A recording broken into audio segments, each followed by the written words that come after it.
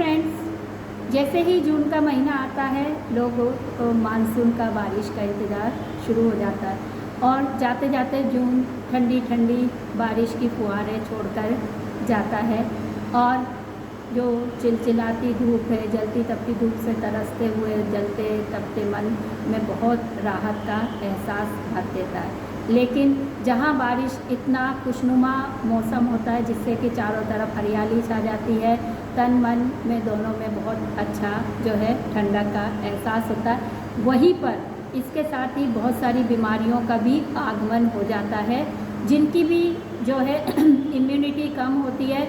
ज़्यादातर उनको तो सर्दी जुकाम बुखार ये होना ही होना रहता है। इसके अलावा भी बहुत सारी अन्य बीमारियों के खतरे भी यहाँ पर बढ़ जाते हैं, क्योंकि बारिश की ये ठंडक, ये हरियाली और ये नमी केवल हमारे लिए ही सुख का अनुभव नहीं कराती, बल्कि जो सूक्ष्म जीव होते हैं, जो मक्खी मच्छर होते हैं, इनके लिए भी ये बहुत अनुकूल मौसम होता है। तो इनकी तादाद बढ़ने लगती है और जहाँ इनकी तादाद बढ़ने लगती है वहीं पर बीमारियों का भी जो है बढ़ोतरी होने लगती है।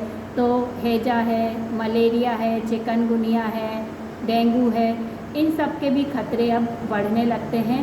तो ऐसी स्थिति में हमको अपने स्वास्थ्य को लेकर भी बहुत सतर्क सजग रहना है, क्योंकि यदि हम बारिश का लुत्फ़ लेना चाहते हैं तो हमें अपने आप को स्वस्थ रखना भी ज़रूरी है। क्योंकि आपने देखा होगा कि जैसे ही बारिश होती है लोगों के मन में पकोड़े खाने की इच्छा शुरू हो जाती है, और पकोड़े और बारिश का तो ऐसा आपस में जो है संगम हो गया है कि बारिश हुई और लोगों के दिमाग में पकोड़ा आ जाता है।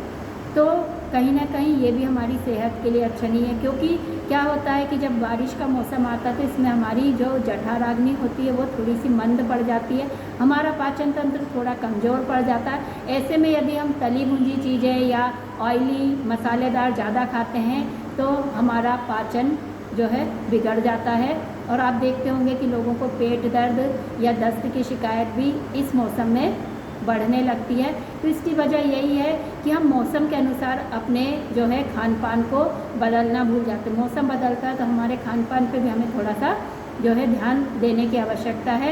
इसके अलावा साफ़ सफाई पे भी बहुत ज़्यादा, क्योंकि इस मौसम में जगह जगह कीचड़ जमा हो जाता है तो उसके कारण मच्छर पनपने लगते हैं, और जो है पानी जो हम यूज़ करते हैं उसमें भी थोड़ा सा जो है प्रदूषण की संभावना होने लगती है। तो पानी जो हम पीते हैं उसको बॉईल करके पिएं, फ़िल्टर करके पिएं, इस चीज़ का भी ध्यान रखें। हाथों को पैरों को अपने बार बार साफ़ करते रहें ताकि उनके माध्यम से किसी भी तरीके के माइक्रो ऑर्गेनिज्म हमारे उसमें प्रवेश ना करें घर में। और जो हम नहाने का पानी यूज़ करते तो उसमें भी किसी तरीके के कीटाणुनाशक का उपयोग कर लें तो वो भी हमारे लिए अच्छा रहता है कि बॉडी में किसी भी तरीके का इन्फेक्शन या एलर्जी नहीं हो पाती। नहीं तो आप देखेंगे कि इस मौसम में इस तरीके की भी बहुत सारी प्रॉब्लम्स बढ़ने लगती हैं। त्वचा संबंधी समस्याएं भी बढ़ जाती हैं। जो श्वास के रोगी हैं, दमा के रोगी हैं, अस्थमा वाले हैं, उनको भी थोड़ी सी दिक्कत इस मौसम में होती है।